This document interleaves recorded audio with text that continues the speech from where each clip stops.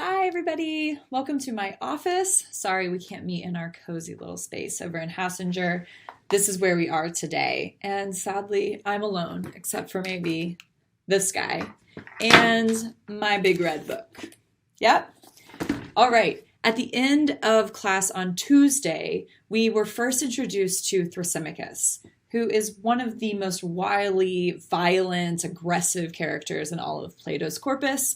What we need to do today is wrap up our understanding of what it is that Thrasymachus is presenting as a challenge to Socrates, and we need to start looking at Socrates' response to Thrasymachus. So let's wrap up our conversation of Republic 1, and then we'll step into Republic 2 just a little bit. Going back to where we ended in the text on Tuesday, take a look at 344a. This is where Thrasymachus is engaged in his big speech about why living an unjust life is so much better than living a just life. He says at 344a, consider a person of great power. A person of great power outdoes everyone else. Consider him if you want to figure out how much more advantageous it is for an individual to be just rather than unjust.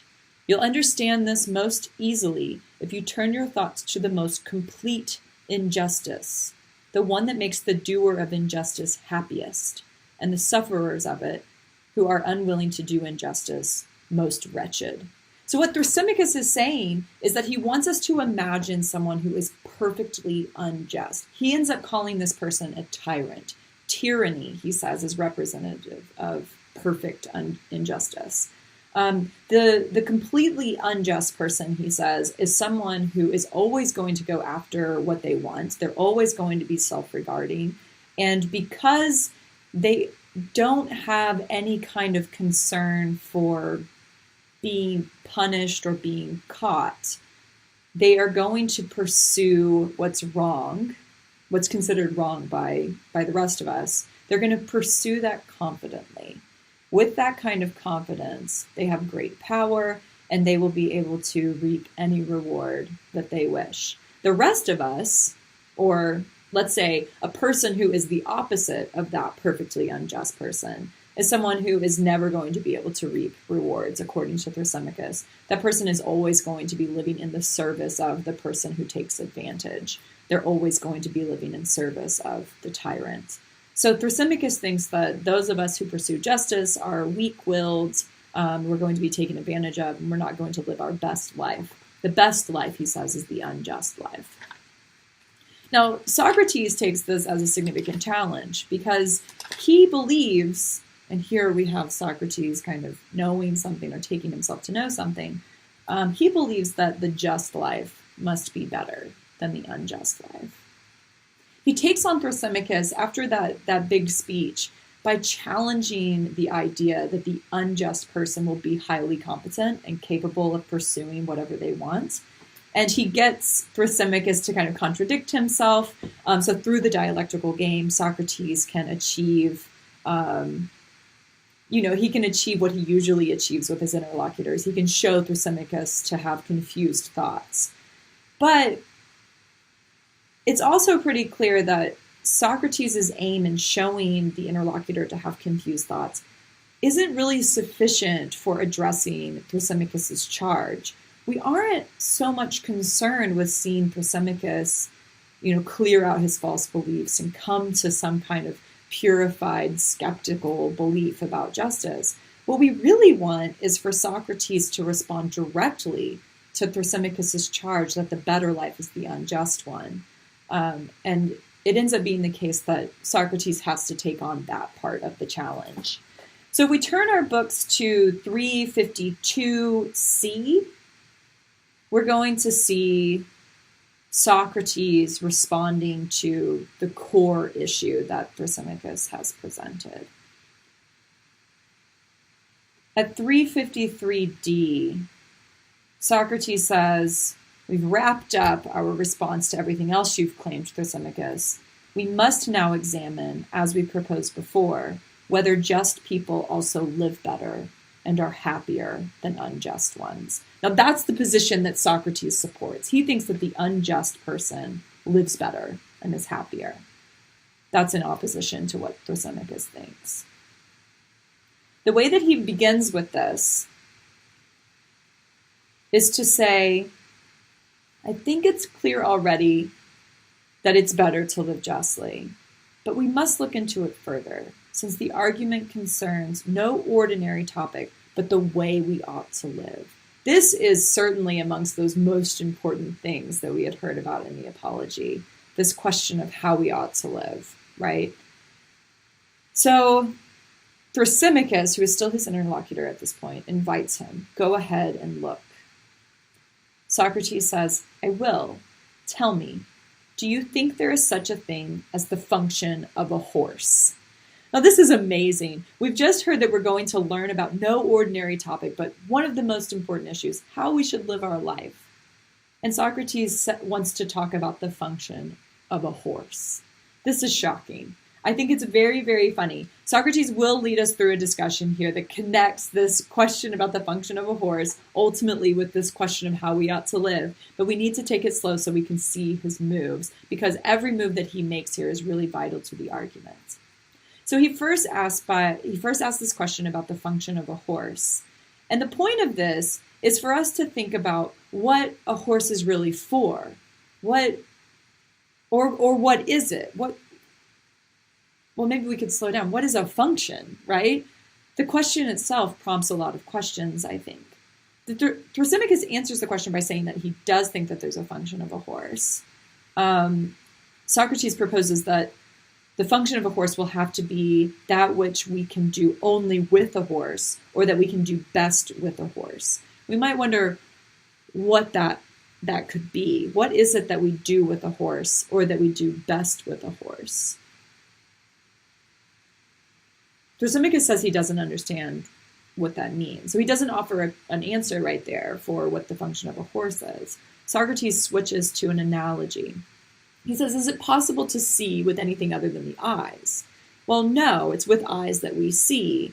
And so if seeing is something that we do with the eyes, and also quite clearly that we do best with the eyes, then seeing is the function of eyes. Seeing is the function of eyes. So too, hearing is the function of ears, because we hear with ears, and we hear best with ears. In fact, there's nothing else with which we can hear. It's only with our ears that we can hear. So the function of the ear is hearing. The function of eyes is seeing. So we can go back to that question about the horse. Well, what is it that the horse does or does best? Whatever that is will be the function of a horse.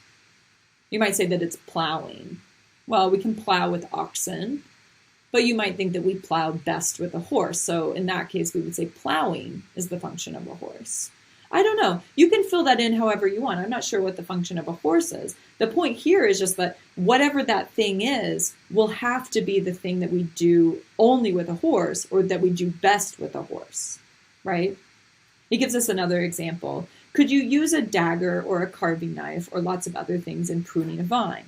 Yes, you could. You could use scissors to prune a vine. Imagine you go out to a vineyard. You have all these grapevines. You could use scissors to cut off those vines. But, Socrates says, wouldn't you do a finer job with a pruning knife designed for the purpose rather than with anything else? You would. So then we will take pruning to be the function of a pruning knife. Yeah, that seems right. So he takes himself to have further, sufficiently illuminated what a function has to be. A function of a thing is whatever is you can do only with that thing, or that you can do best with that thing. Clear enough. The function of a thing is that which you can do only with that thing, or that you can do best with that thing. That's the definition of a function. Then he says at 353b, does each thing to which a particular function is assigned also have a virtue? We're adding a concept, right? We have the concept of a function. We have the concept of a thing that has the function. And now we're introducing the notion of a virtue into that equation. It's kind of a three-part relationship. What is the virtue of a thing? Well, he says right here, a virtue is going to be assigned to a thing, and it'll have to do with its particular function. He goes back to the example of eyes. Remember, the function of the eye was seeing. He says, is there also a virtue of eyes? There is, Thrasymachus agrees. And ears have a function? Yes. So there's also a virtue of ears. There is. Now we want to think about what it means for an eye to have a virtue and what it means for an ear to have a virtue. Remember, the word virtue in these ancient philosophical texts, these Greek texts, is arete, A-R-E-T-E, arete. We had discussed in class when we were talking about the Meno that arete can just as well be translated as excellence, as virtue. So let's use the word excellence instead of virtue here. Is there an excellence for eyes? Is there a condition that an eye can be in that would count as excellent condition? Think about that. Can an eye be in excellent condition? I think the answer has to be yes. We can see this just empirically. I don't mean the pun, but we can see this empirically in the fact that some eyes are pretty bad. Mine are bad. I have to have lenses to correct them, right? And some people have very good vision. Some people have 20/20 vision. They don't need much help in order to see well. Their eyes are excellent. So what is the excellence in those eyes that function well?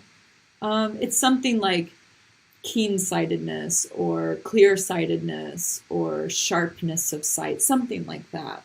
We don't necessarily need to be able to formulate the word for the excellence of an eye. We just need to understand that some eyes can be excellent, others are not excellent. And what it means for an eye to be excellent is for it to be in good condition in relation to its function. What it is for an eye to be excellent or to have a virtue is for it to be able to perform its function well. That's what it is. A thing's excellence is what enables it to perform its function well.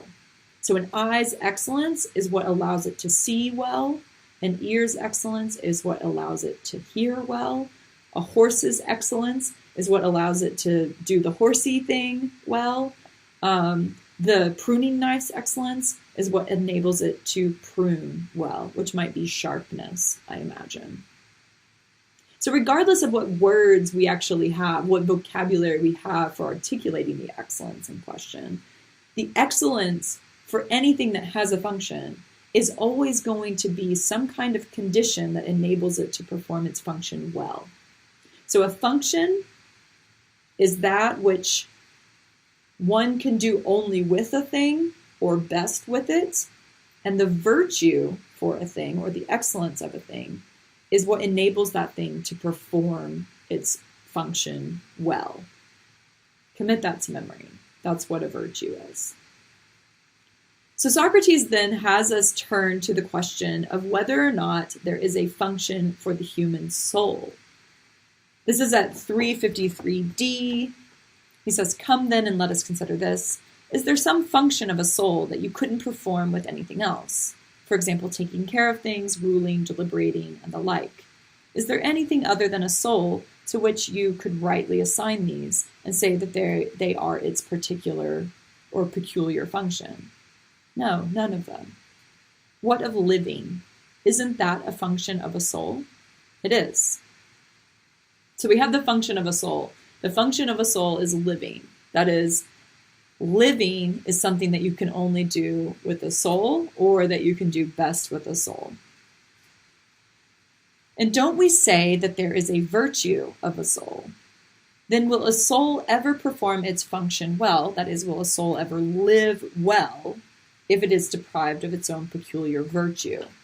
Or is that impossible? We have to say it's impossible because at this point we are committed to the idea that an excellence or a virtue is that which enables a thing to perform its function well. So in any case where the excellence or the virtue is deprived of a thing, we're committed to saying that that thing is unable to perform its function well. Doesn't it follow then that a bad soul rules and takes care of things badly, and that a good soul does all these things well? It does. Now we agreed that justice is a soul's virtue, and injustice is its vice. We did. Thrasymachus commits to that. He says, yes, we did agree. Then it follows, Socrates says, at 353e, it follows that a just soul and a just man will live well, and an unjust one will live badly. Very quickly, it took 1.5 Stephanus pages, really just one Stephanus page actually, for Socrates to move Thrasymachus through this argument to a conclusion that the unjust person lives badly and the just person lives well. That happened very quickly.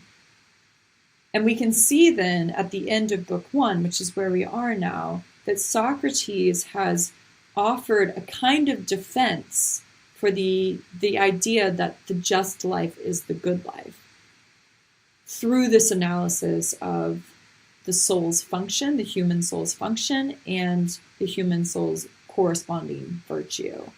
It's pretty thin and it's pretty high level. It's a very theoretical kind of argument, but it does work as a kind of bare bones argument in response to Thrasymachus. I think you should think, though, about whether or not you are fully convinced by this argument. Are you satisfied that Socrates has fully responded to Thrasymachus's claim about the unjust life being better for that person who can go fully tyrannical and get everything that they want? Do you think that you might be inclined to follow Thrasymachus's advice and amass all the wealth and all the honor and everything that can be amassed by that tyrannical person? Or would you follow Socrates' advice based on this kind of pure conceptualizing type of argument? I think I'll leave it to you to think about that.